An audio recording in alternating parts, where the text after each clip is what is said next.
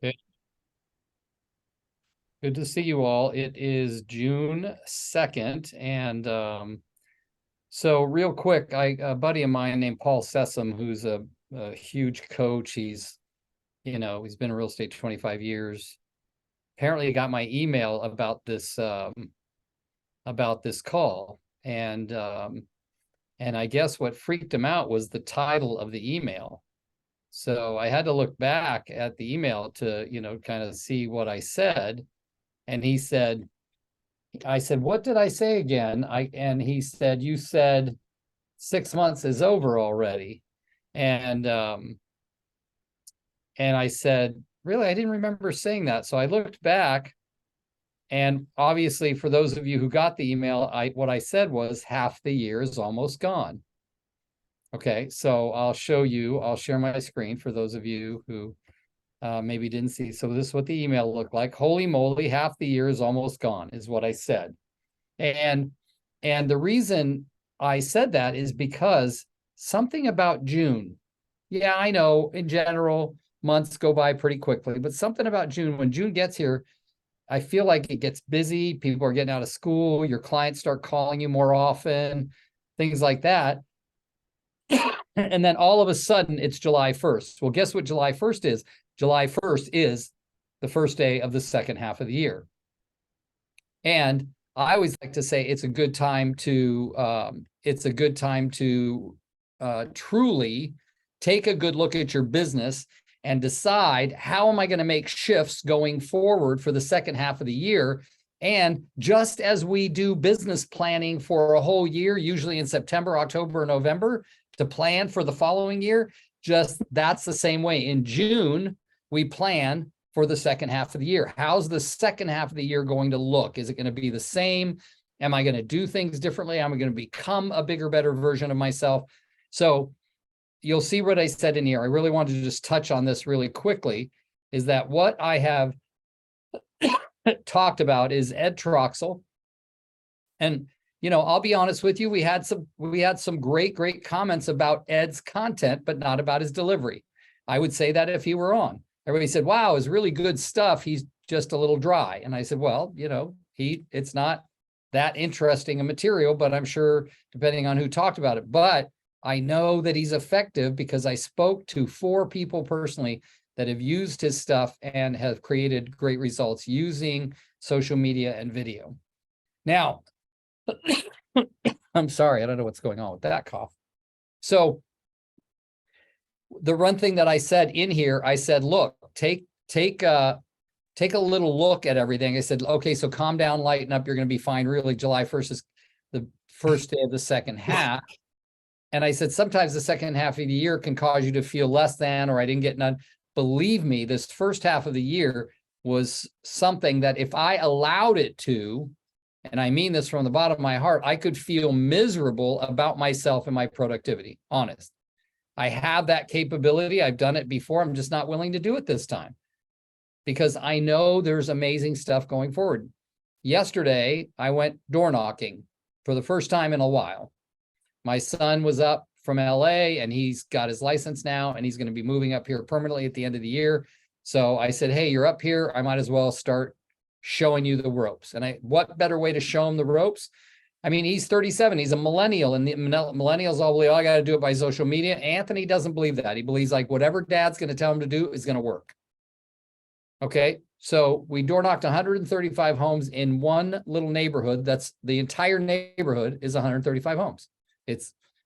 You have to go in a gate. It's not like a HOA. It's just an area that says Riverwalk. And we drove in and it's the only way back out. So we just parked and started knocking until we got all done, 135 homes. And we got one really great lead where the lady and her husband are sick of commuting to Santa Clara. That house they're in is worth about 2.9 million. And what they'll buy is between 3 and 4 million. So one lead could lead to almost $7 million in business. I don't know about you. I was freaking stoked, and I'm 43 years in the business. And my son, Anthony, took it in stride. He goes, let's get another good lead like that, Dad. I'm like, oh my God. Right. And about 2/3 of the way through it, we started getting, it was warm out. I was wearing a full suit, which Today I'm not. We're going door knocking today. I got a comfortable shirt on. But we started ringing the ring bell apps, those apps. There's like 14 million of them. And then, when you ring it, it sets the video up. So we started talking to the video if nobody would answer the door.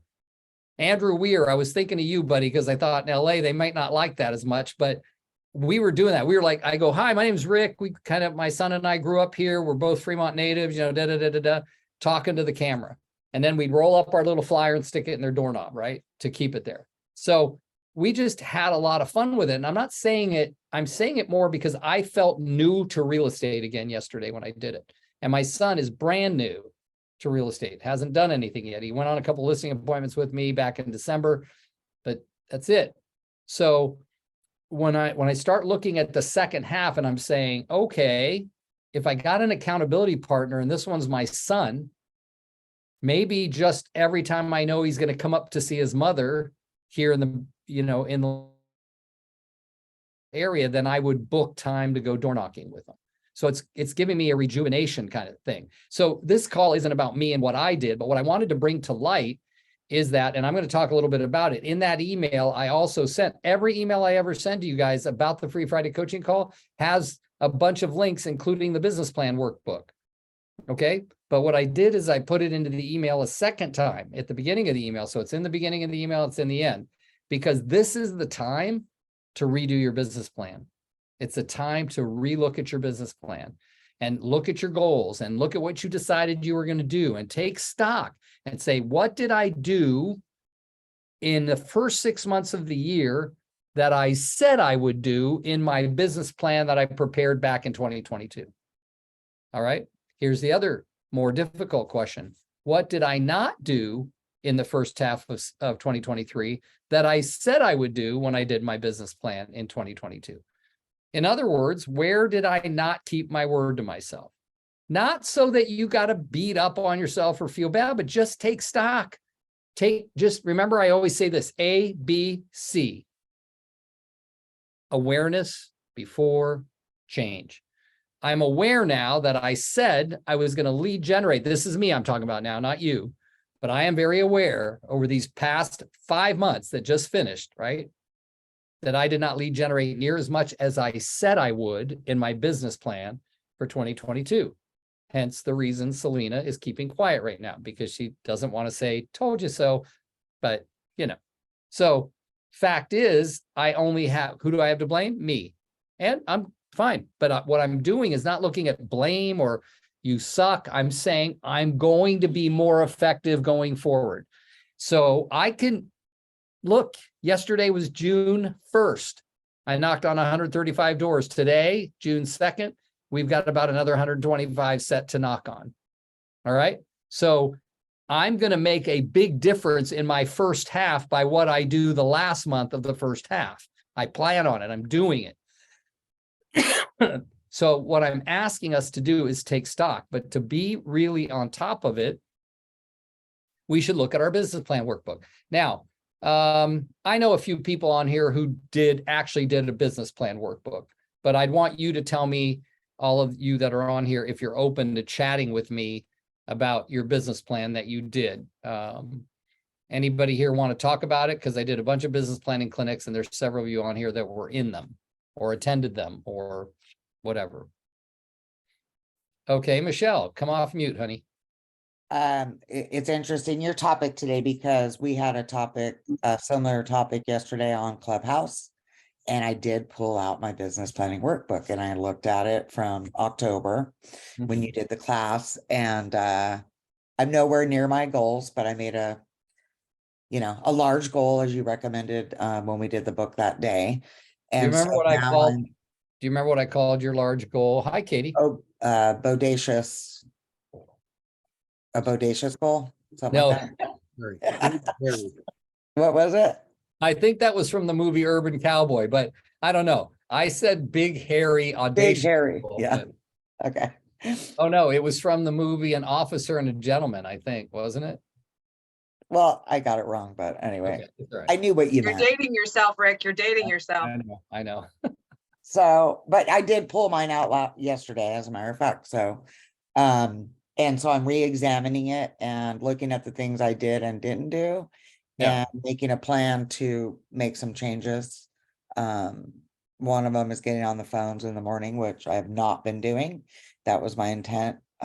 So I had a meeting with Red X and I'm just kind of reorganizing that. Nice. Oh, I'd like to hear about your meeting with Red X, because we have a Red X account.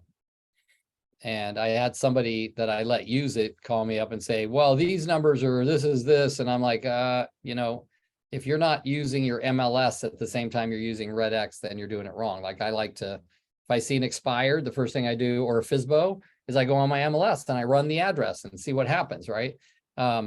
Because it's going to make you more of an efficient realtor and know the truth about because the client isn't always purposely lying. It's just that they remember it differently. So yeah, good for you, Michelle. That's exciting to hear. And Michelle, since you did do that, let me just share my screen again, since you did pull it out and start, where is my share screen? Oh, there it is. Since you did pull out your business plan workbook and start looking in, a lot of these things that we did on this business plan don't have to change when you're looking at it at the end of the second year. Your strategic plan doesn't have to change, your personal objectives, your core values, your mission statement, or your SWOT analysis. But you might be looking at a different 4 pillars of income. You might be looking at different goal or your goal achievement system and setting the different goals. And then, of course, the sprints are the to-do lists behind each goal. So as I look at this, I'm probably not going to change as I look at my business plan in June. I'm probably not going to change what I said was my strategic plan for 5 years from now. Like I didn't change that I want to make a boatload of money by the time 5 years ends, right? So what's my business look like? What's my life look like? And probably I'm not going to change the 1 year, but I might change this one where it says, what do I want to achieve in my business in the next 6 months? That's what I love about this workbook. It's asking you about the next 6 months, right? And that meaning July through December, July 1st through December 31st. And we can answer that. You can keep your old workbook and start a new one and kind of compare what you're doing differently. And that's something that I really feel is important for us to stop and take a look at.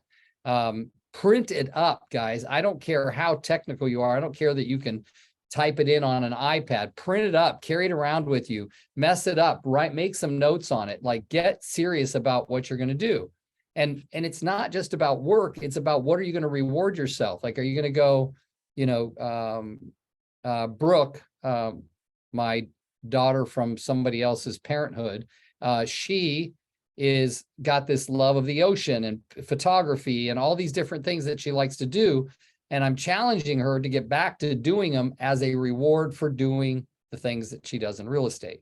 So like we all have to give ourselves rewards, right? Like to me, if I was going to work as hard as I did yesterday and knocking on doors for 4 hours felt like a lot of hard work, but I did it with my son and we had a quick little lunch afterwards. So it didn't feel that bad. So what are you going to do? For me, the rewards are what makes me do it. And I actually interviewed several people many years ago that run marathons. And I asked them all, what's the favorite part of the marathon? And none of them knew each other and they all had the exact same answer. What do you think it was? Anyone take a guess? 26.2 miles. What was their favorite part? The ending. Finishing. Yes, finishing. And they all said it like, man, the feeling you get that you did it and you're done with it. And even one lady said, oh, I love it because I'm immediately going to carb up. Like I know that lady still, and I see her every time she goes to the same restaurant and she gets like a burger this big, a big stack of fries. And it loves it, and she doesn't have any guilt after that. I just ran 26 miles. I can eat a freaking burger and fries, right? So it's the same with this. It's not that I loved the act of door knocking, but when we got done and we were having a quick bite of lunch, I was feeling really good about myself. And I was feeling really good about how he participated, right? Like when I was talking in the cameras on their front porches, he'd lean his head in and, wave in. And I joked around. I said, it's always better to bring the younger, good looking ones too. But but having the commonality of, oh, it's the same city I was born and raised in, we all went to the same schools, things like that was really beneficial. So that's why I started talking to a few people later in the afternoon about farming.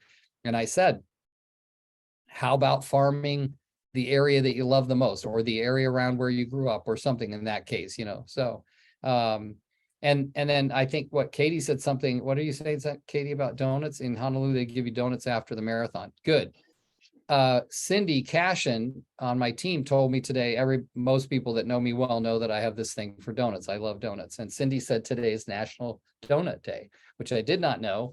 And I'm on day 3 of my diet, so I'm not sure what I'm going to do about that. I'm very much at odds. You're going to Because, go buy a donut. yeah, a glazed twist or a pecan roll. Just one donut. Yeah, a pecan roll at Panera might There you also. So, yeah. All right. Okay, so let's get back to the point at hand.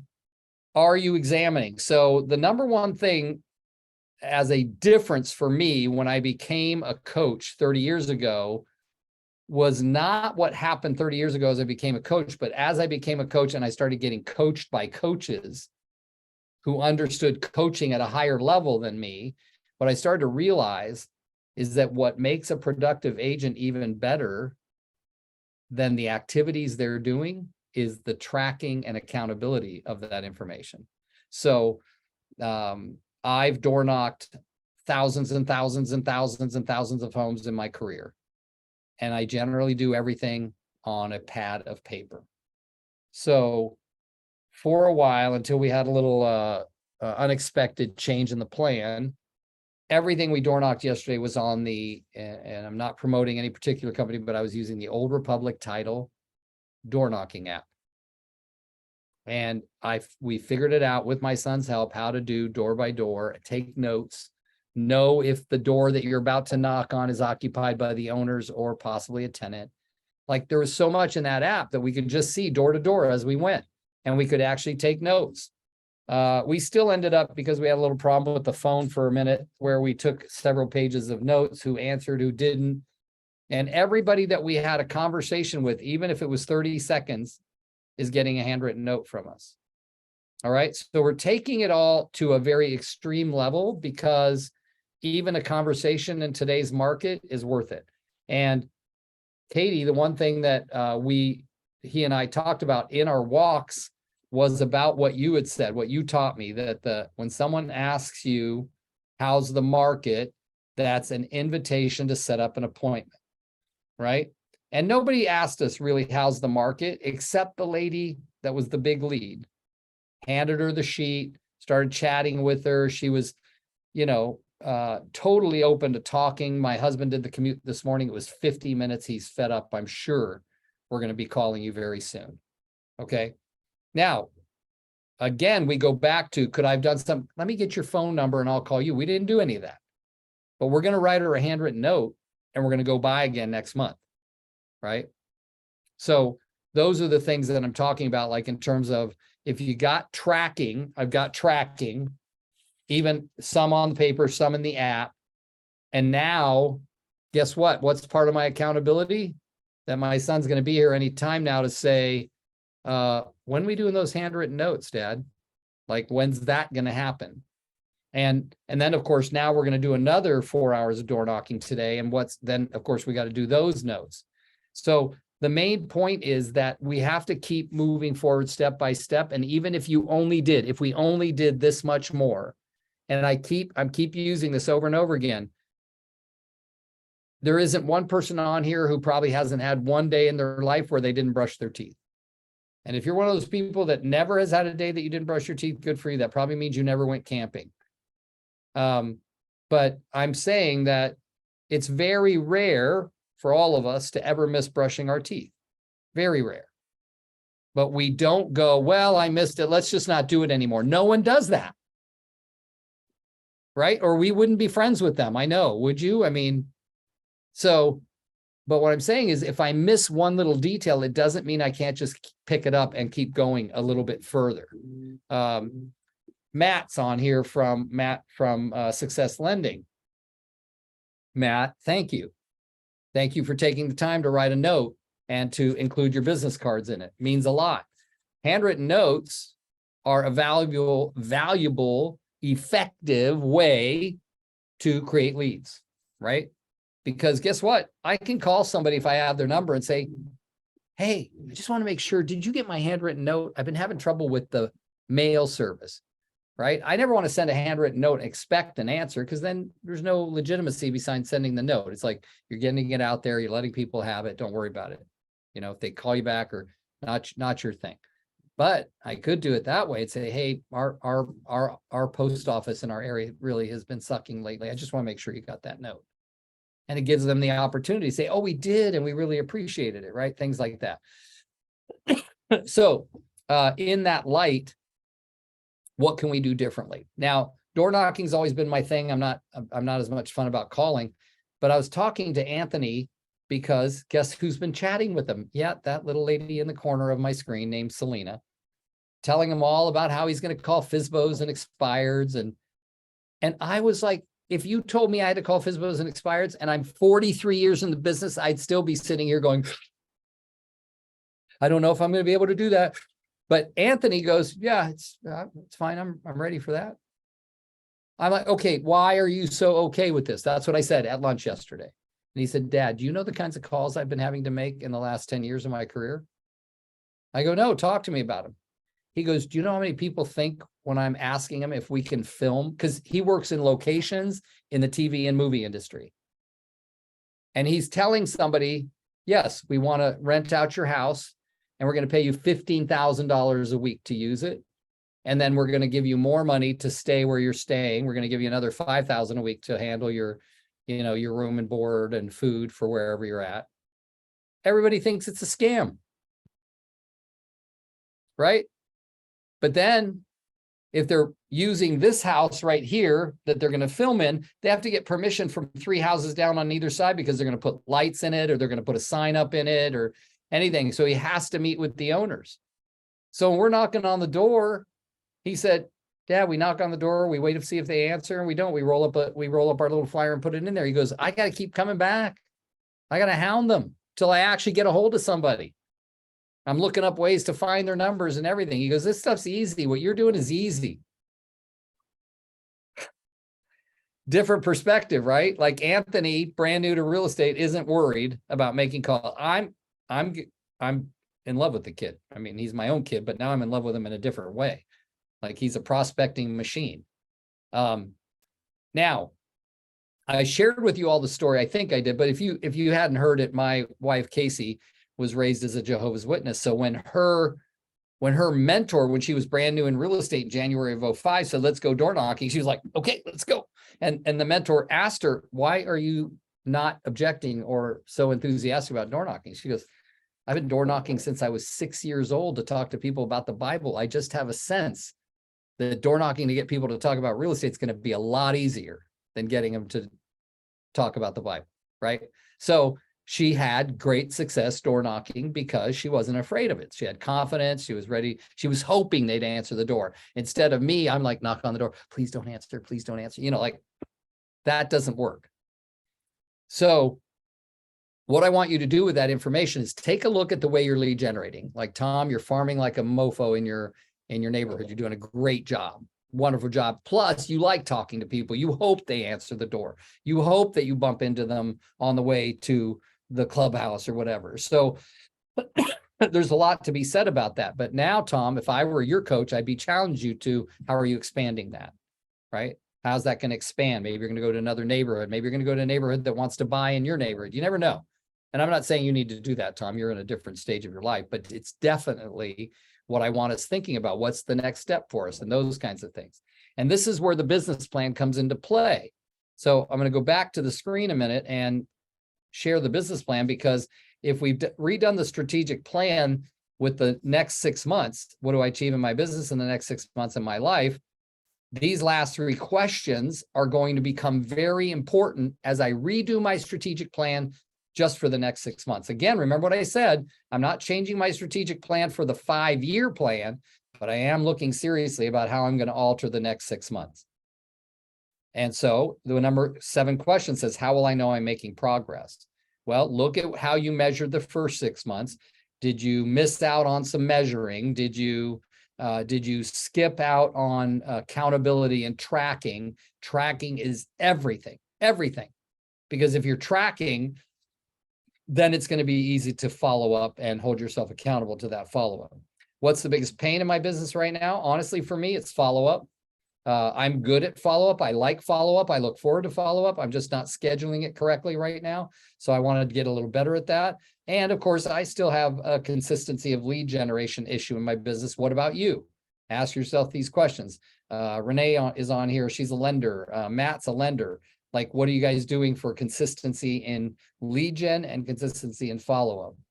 Lenore and Tu and all of you guys, Travis from Michigan, you start asking yourself, what's working for me and what's not? Let's do more of what is working and less of what's not. Okay. So we're going to skip past the core values. Your core values shouldn't have changed. Your personal objectives shouldn't have changed. Maybe you want to look at those anyway, but you said by December 31st of 2023, under family, maybe you said, I'll be doing more Sunday night dinners with my family, or I'll be doing this. Oh, I said I would start making more Sundays at church under faith, whatever it was.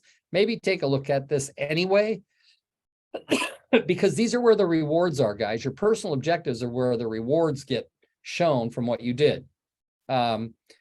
My wife and I have a lovely RV. We love it, but we hadn't been in it for over a year. Now, that's not unusual as I look at statistics in the RV world that somebody doesn't use it for a year, but we didn't buy it to just have it sit in a storage area. So my wife's birthday was over Memorial Day weekend.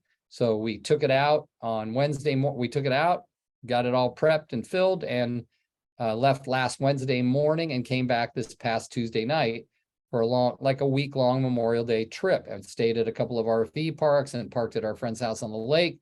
Those are the rewards from why you work, right? So where did it fall under my goals for fun last year on my thing? It said, do a couple of RV trips. So I already satisfied one of those, but even though my wife had an idea that we do some fun things this year, there was no RV trip written on her goals, but it was on mine. And guess what? Under our friends, we have a friend. He's like family, but he's a friend. He has quadruplets and another child. He has 5 kids, and 2 of those kids are our God kids. So under friends, we had said, visit with Charlie and the God kids more often. Well, she's already surpassed by 2 times the number of times she visited with those God kids in 2022. In 2023, she's already visited with them several times. I visited with them a couple of times, but this trip we got to visit with them again. So fitness, I'm way off on fitness from where I was last year. So those are things I've got to look at. So I do want you to review the personal objectives. Please do this in the workbook. When I'm sharing my screen, everybody, I cannot see most of you, only a couple of you. So if you have a question, just unmute yourself and ask the question. Because this is important, that if you look back at your personal objectives, it's going to remind you why you do the work in the first place. Why do I sell real estate? Yes, we all sell real estate to make money, but for all of you, money isn't a why. It's the tool to fund your why. So, I sell real estate to pay my bills. Well, after the bills are paid, then what? Yeah, I want to work out. I want to have time off. I want to take a vacation. I want to travel. Okay. Core values probably shouldn't change too much. You might want to take a look at it. Definitely look at your integrity. When you're looking at your core values, look at your own integrity. How many times have you told yourself this year that you're going to do something that you didn't do? Or even better, how many times have you told yourself you weren't going to do something and you did it anyway? And for me, that's where my physical and fitness has gone down the drain. And so has a lot of my food habits. So I'm starting to get a little bit more strict about that, other than today is National Donut Day. So I'm probably going to have a donut. So anyway, so now when you go back to your mission statement, I hope that you already have your mission statement. I wouldn't play around with your mission statement, but here's one really good thing to do is look back at the 5 questions that dictated. Remember, I told you all what mine is to improve the lives of all we serve. That's the mission statement of the Rick GR Real Estate Team, to improve the lives of all we serve. So, but now when I look back at these 5 questions, which are why am I in business? What makes me unique? What do I want to be known for? What do I intend to do better than everyone else? And what do I want to accomplish in my business? Those questions should all be answered by what your mission statement is. And of course, that's something, it's a good thing to look at for sure. All right. SWOT analysis, really take a second look at this SWOT analysis. And I'm going to tell you why. The biggest reason I would want you to look at your SWOT analysis, well, I should say there's two really big reasons. You might say, look, Rick, I already know my internal strengths. I wrote them down in November or September when I did this, and I know my weaknesses. All right, look at them again. Knowing that you picked out this as a strength back in October, November, when you did it before, is that still one of your strengths? And is it getting better? Like, is it becoming more of a strength? Is it becoming something that you can depend on? And then look at your weaknesses and say, remember, we said, maybe on my weaknesses, some of them, I'm not going to even do them anymore. I'm just going to assign those to other people. But look at those. The second most important reason to look at the SWOT analysis again, guys, is this. Inflation is down and it is dropping from what we're hearing. But I'm seeing evidence of it myself. So if inflation is down, then most likely interest rates will begin to drop. Okay. And if interest rates begin to drop, what's it going to do to the housing market? Well, I don't know. The housing market's pretty low inventory right now, and it's pretty hot. I can't imagine getting hotter than that, other than if interest rates drop, it may start loosening up sellers who were afraid to sell because they didn't want to lose their 3.5 or 2.5 or 3 or 3.5% interest rate that they have on their property right now. So those are things to consider as you look at the SWOT analysis again and make a difference in it. And then Can I again, add to something to that, Rick? It's Renee, on thanks. topic. Yeah, it's on topic, but it's a little off topic. It's not about the SWOT analysis, but my clients that I've been talking to that want to make that move, who want to move up, want that better school district or, one-story house, whatever it is, but they don't want to leave their rate, but they are piling on a lot of debt. So I've been working a lot of numbers where, okay, you sell your house, you net $250, you pay off $100,000 in debt, you get into the house that you want. When you compare your minimum monthly payments on your credit card debt or whatever debt compared to the new payment, sometimes there's a difference of maybe $200 or $500 a month. Yeah. So they get that new school district, they get that smaller house or bigger house or whatever they want, and their payment really hasn't changed that much. And I'm finding a lot of sellers that are kind of warming up to that idea, but then they're also a little nervous because they don't know if they can get into a house. But I think that's been one strategy that I've been using to kind of get my sellers, buyers off the fence. Good. I like that. I like that a lot. And I saw some Instagram of a lender that was saying that, there's this particular lender was doing everything, talking all about VAs and how many veterans there's over 80% of the veterans that are eligible to use a VA loan are not using it. And but the reason I really like what you said, Renee, is it's becoming more aware of how people will use certain things as an excuse and not talk about what's really going on in the background. And as we all know, when you start piling up debt, especially credit card debt, it's at a huge 19, 20, 21, 22% interest rate that you're paying on it. So yeah, it's much better to get rid of it. So thank you, Renee, for that. All right. So as you look at the, what's going on with this, the one thing that I did want to bring up, just kind of from what I said before, was that we had 4 people that we talked to, 4 that thought prices were dropping yesterday. And what I was able to say is, no, actually, they're going up. Prices were dropping in 2022, and now they're going up. We had a referral last night. Selena took a call from a friend on a referral. So I called the gentleman, and the first thing that blew me away is that he had hired 2 different realtors who were not, it's a senior community, and there's several real estate offices in the community, and other realtors told him, because he had it on the market twice last year, both times overpriced, that, oh, it'll never sell unless you hire an agent who has an office in Rossmore. which is the senior community in Walnut Creek. And I told him, sir, with all due respect, I don't believe that. I said, I don't have an office in Rossmore, and I sold properties in Rossmore. I said, I don't live in Rossmore, and I've sold properties in Rossmore. I said, and we all use the same MLS system. He goes, that's what I told them. He said that like that.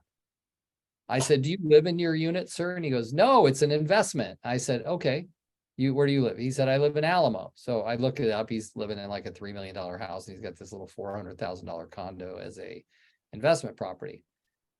And he said, Rick, I'll tell you what, I like your style. He said, you sound like you're talking about. I'm not ready to list it. I'm going to try it for sale by owner for 30 days. And he said, if I don't sell it, I'm definitely going to list with you. I said, okay. I said, are you okay if I stay in touch with you? He said, absolutely. Because you know what I want? I just want to get his Alamo listing when he sells it. Like, sure, if I stay in good touch with him, you know, I can sell his Alamo listing when he's ready. But the point is that people are getting misinformation. I don't know where they're getting it, but they're not getting it from me. So what I'm reminding people is, if you want to get the truth, ask me, right? Ask me. I can't believe somebody told him that, but I guess if you would say anything to get somebody to list a home with you, okay, I'm not that way. I'm only going to say the truth to get you to list your home with me. Okay. There's all kinds of little stories out there, but the more people you talk to, the more chance you have, as Katie says, to pick up an appointment just by them saying, how's the market? But also when people say, I heard prices are dropping, I even said to the guy, where did you hear that? I go, there's less inventory. When I told at least 5 people that we talked to, and then Anthony started saying it because I said it. I go, do you know that when I looked up the number of homes for sale in Fremont the other day, there was 45. And the dad of the lady, the young lady that was graduating from Centerville Junior High said, 45 in this local area? I go, 45 in the entire city of Fremont. He said, isn't that a tiny number? I said, it's a drastically tiny number.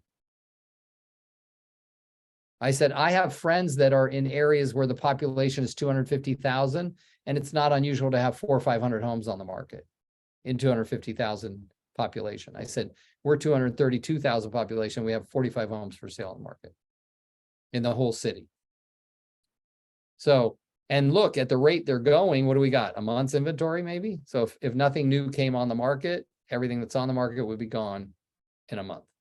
So, all right. So good stuff. Let's get back. Any thoughts, questions, ahas? Betty, I saw you come on. Good to have you here. We're talking about the business plan and how to update your business plan for the last 6 months of the year. Okay, so let's go back to the booklet. We redid remember, we looked back at our strengths, our opportunities, and our threats. When we were looking at this last year in October, November, guys, we were in a rough market. Realtors were afraid. And, you know, there was a lot of talk about real estate agents leaving in masses. This is another thing I read about online the other day, was that there are a lot of people out there saying real estate agents are leaving the real estate business in masses. That's an actual quote. And then I went and read NAR statistics, and NAR statistics said we're down by less than 3%. Well, guess what, guys? In no world is 3% the masses. No world, no matter how you look at math. 3% is not the masses. So we're actually at 1.5 million members of NAR, which is still a very healthy number. So the market isn't as bad as people want to make it out to be. And of course, we're all going to make things out to be whatever satisfies our story. Okay. Selena brought an excellent point to our team meeting the other day when she talked about how our mindset and the way we look at the world affects the energy that we put out to everyone else. We don't even know it, but we're putting out an energy. So I had the opportunity at the beginning of May to meet with Betty Fernandez, who is 200 or 300 miles away from me, but we happen to be in the same general area, and we met for lunch. She showed up with positivity. She talked about all the positive things she was doing. She didn't focus on that she hadn't taken near the number of listings that she had expected to by that time in the year. She focused on what was working and what she was doing to set herself apart. And it's something that I appreciate when I'm listening to other realtors talk, is when you're talking and you're bringing up what's working instead of focusing more on what's not, meaning you're moving more of your focus to what is working. Now, as I shared with you before, if door knocking isn't working for you, is it because of your attitude? Is it because of your mindset? Is it because we have to tweak what you say at the door? What is it? You know, could you go at a different time of the day? Could you do this? Could you do that? There's all kinds of things to think about. Getting back to this, strengths, weaknesses, opportunities and threats is go back and review that for your last 6 months. This is the income goal spreadsheet. You don't really necessarily need to do it. If you set a big, hairy, audacious goal, you still know what what you really like to make in the last 6 months. But if you feel like you want to up it or change it, this form is really good. The 4 pillars of income, what you could really be doing right now about this is taking stock in where the business that you've gotten in the first 6 months has come from. And is it tracking with how you normally get business, right? So if I look at my number one source of business would be referrals from agents. And then my number 2 is referrals consumers, right? And number 3 might be, I'm just taking off top, open houses, whatever. So as I look at my pillars of, you know, where I'm making my money, are they being consistent? What do I need to look at? Do I need to think of adding a different pillar? Or do I need to think of saying the pillars that I had been depending on before aren't working for me this year? Well, that doesn't mean you get rid of them. You start asking yourself, what have you done in them? And what can I do more to make those pillars more advantageous to me and my business? So this is another one, a good analysis time. Guess what? Here's the best news I can give you about all of this. If you sit and review your entire business plan workbook from last year, typically in 2 hours, you can have your brand new last 6 months looking done, 2 hours or less. Okay. And that's a lot. 2 hours is a lot. But I'm talking about if you're really going to dissect it, relook at your SWOT, relook at your personal objectives, and really re-examine it, 2 hours maximum. So you could do that in the morning before you go out doing your lead generation. Okay. Something to really consider. Hey, Rick. Yes, go ahead. I just had a question. One of the things that you talk about a lot is some of your research. What is the thing that you do, the brushing your teeth kind of thing? What research do you do every day that would be a really good thing for us to calendar? Keeping current matters is one. And then, believe it or not, I like to scroll the news feed that I get through the company I'm with. I get a news feed from them, and it's all kinds of information. Not all of you are with the same company as me, so I don't want to focus too much on that, but we do get a news feed. If you're with any major company, there's a news feed, so I like looking at that.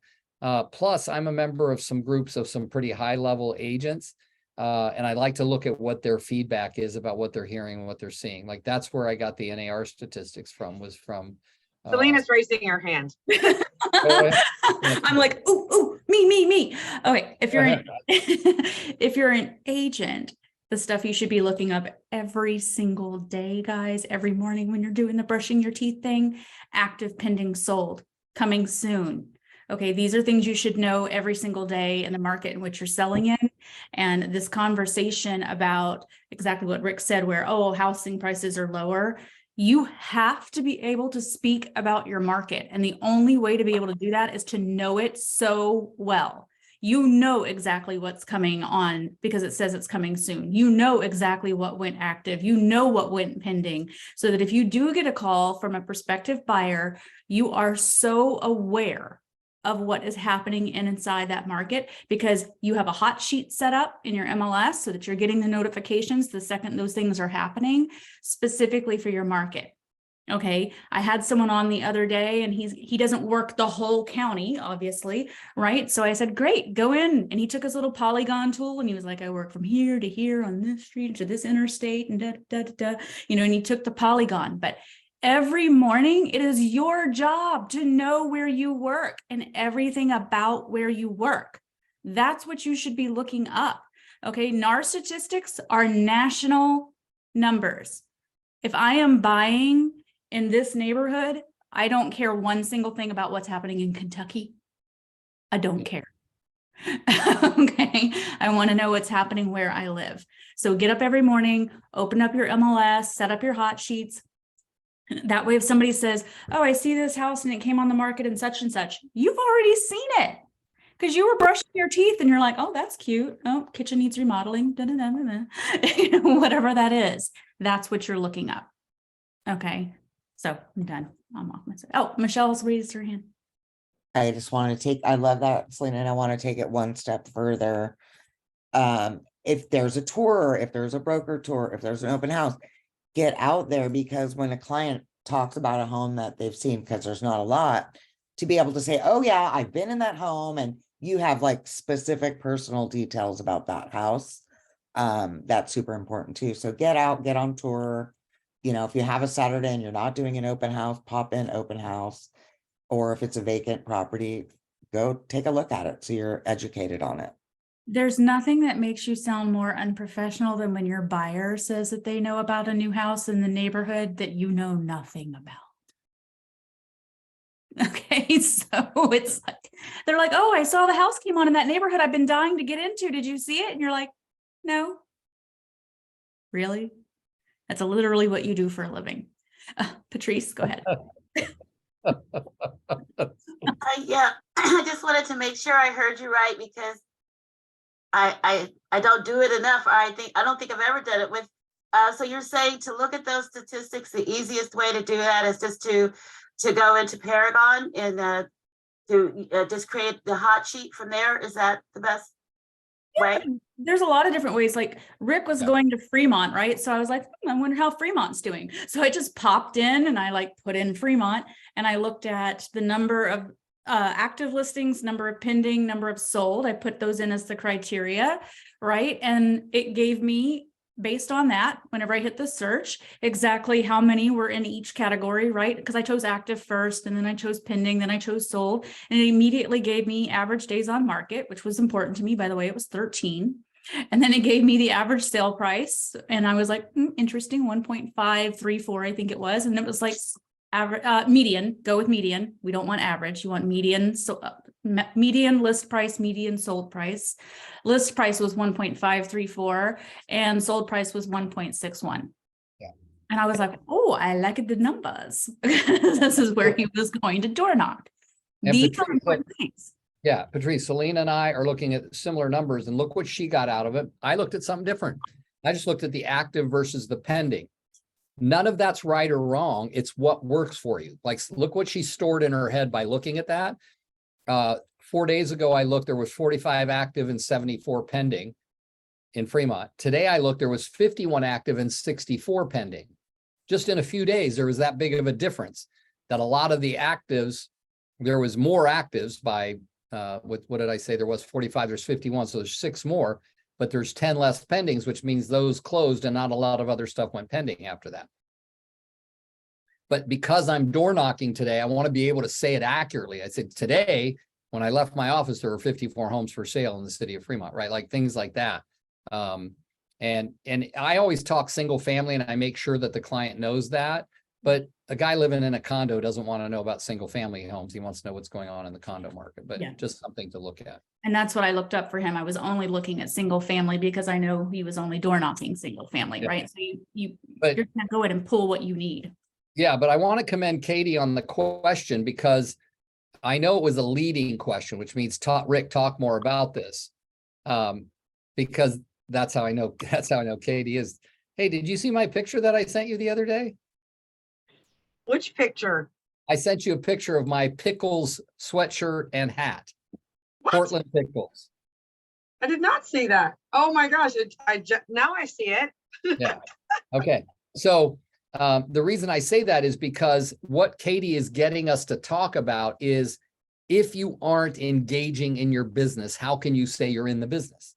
If you're not getting turned on by the numbers or getting excited. And I think I told you guys a story many years ago that during 2008 and 9, I was still doing a lot of my charity work, and people, politicians, I'd see politicians at all these charity things, and how's the market working? And I'd say unbelievable. And there was this one politician that was very sarcastic, and I didn't really like him a lot. And he said, how can you say unbelievable to people? Like Katie hadn't taught me that you weren't supposed to, that it was supposed to be an appointment. So I would just say unbelievable. They go, how can you say that? There's bad news everywhere. And I go, well, it's actually a really great market for buyers, you know? And I told him, and I go, and if you're a seller and you want to buy your next bigger home, this is a beautiful market for that. So I was explaining all the reasons.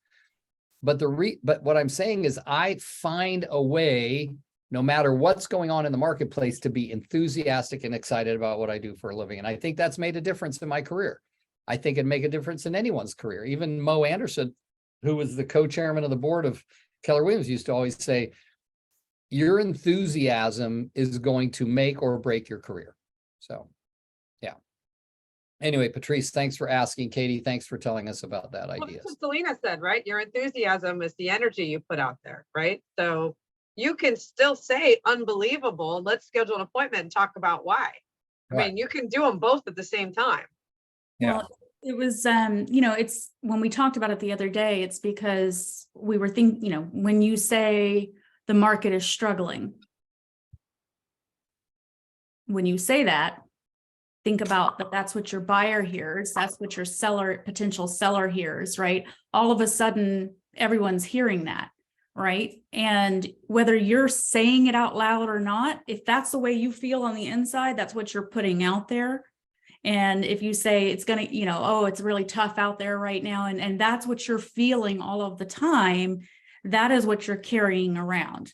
And it's really, really important. And I do this all the time with coaching clients. And I'm, you know, I did it with my husband the other day because he got some email on his phone and it was like, the real estate market is crashing. And he comes up to me and shoves it in my face. And he's like, why didn't you tell me? And I was like, because it's not true, you know, but that's what he has going on. And I immediately jump on the computer and I show him the truth. And I do this with my coaching clients. And I say, here, look at how many houses went active yesterday. Look at how many houses went pending yesterday. Look at how many houses have sold. Okay, obviously real estate is still happening. Okay, and this one's going to hurt, so be ready. It's just that you're not doing it. Okay? So I know it hurts. It's okay.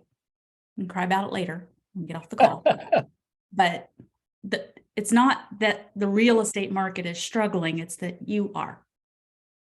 Okay, because those people listed houses and those people put buyers in houses and those people actually had transactions that move forward. It's just you didn't. Okay, it's down. I looked year over year the other day. Yeah, it's down a bit. But people are out there making business happen. You just have to decide if it's going to be you or not. It's really what it comes down to. Yep. But don't wake up every day and be like, oh, real estate market's awful, and then get on the phone and try to talk to a buyer. Because whether you realize it or not, that's what's coming through. Oh, well, Mr. and Mrs. Buyer, you know, there's just not a lot of inventory out there. I just don't know if we're going to be able to find you something. It's really tough. I don't know. We're just hearing that things are just really slow. Like, whoo, I really feel like buying a house today. Whoo, feeling good about it. Really enthusiastic. Let's go. You know, like, just think about what you're putting out there. Be like, nope, we're going to do it. I'm excited. Let's go look at houses. I'm going to keep you updated. And when you have that, then they believe in you and they're feeling good about it too. So just remember, you're speaking, your mind, all of that. What words matter?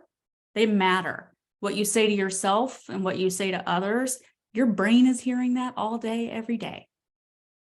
So don't wake up and say the negative things. Wake up and be like, psh, I got this. I saw 30 active listings came on the market in my market yesterday. I have decided that one of those is going to be mine. You know, and just get up and do it. That's all. Yeah. I'm spicy today. Sorry. I like that. I like the spice. I see Selena, she's getting ready to go to a 7-day women's leadership personal development seminar. Yeah. Katie's like, yay. Selena's like, it's a tent on the ground. Boo. Yeah. Selena, were you the one who wrote "He who has the most conversations right now wins"? Yes, Because it kind of says I wrote it. I So know. That's because I'm I'm not- logged in as you. But I liked what Debbie Pelham added on there, right? is what you focus on expands. And Dr. Joe Dispenza, the meditation guy, that he's amazing. He always says, where focus goes, energy flows, right? So, you know, what you put your focus on is going to get your energy. And I always like to say, like, well, a good example is out of nowhere, I did the door knocking, right? We got a couple leads, but we didn't get any immediate business. But I get done with my last appointment of the day, and here's a referral lead that Selena texted me, right, from another agent. So that energy that you put out there, guys, that what Gary Keller used to call it business energy. He said, when you're working the business and you're enthusiastic, you create business energy, and it draws the universe and God like bring rewards to you. And that's why I say, where else we can get business energy is by being responsible business people. If you go to the bank and say, I'm going to start a business and I want a loan, the first thing they're going to ask you for is a business plan. That's what they're going to ask you for. Believe me. If you do an SBA loan, any of those, they're going to say, where's your business plan? You can build enthusiasm by actually going through the act of the business plan workbook and say, this is going to help me to remind myself what I've got to do. Debbie, go ahead, dear. Real quick, because I know we're at the hour. I was Yeah, going buddy. through doing a mileage tracker thing for my taxes, and I went back last year and I was looking at all of the activities I was doing, and I have my calendar color coded and everything, and I had to refer back to my calendar to put everything in my mileage app because I didn't have the app at the time. And I noticed that there were some days that I would door hang in the morning, go straight to a home inspection, then go clear across town to another inspection or an appraisal. And the more that I was in my business, the more business I had. And I know that that sounds so simple and like so duh, but it's so true. It is so stinking true, because right now I'm in a lull. Like, I'm not doing as much in my business, so I don't have as much business.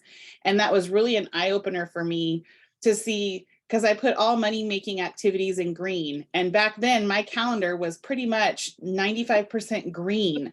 Now mine's all like 95% orange, which is personal. So my shift is going back to all green for money making activities. I love hearing that. Thank you, Debbie. That's a good boost. All right. I didn't realize it got to be 10 o'clock so quickly. And Selena, I know you got to jump on something. And I appreciate you guys all being on. I hope you'll take advantage of this, use the workbook, and go do something with it. In the meantime, have an incredible weekend. The weather is finally getting where it's lovely all the time, not some of the time. Bye-bye. Thanks, Rick.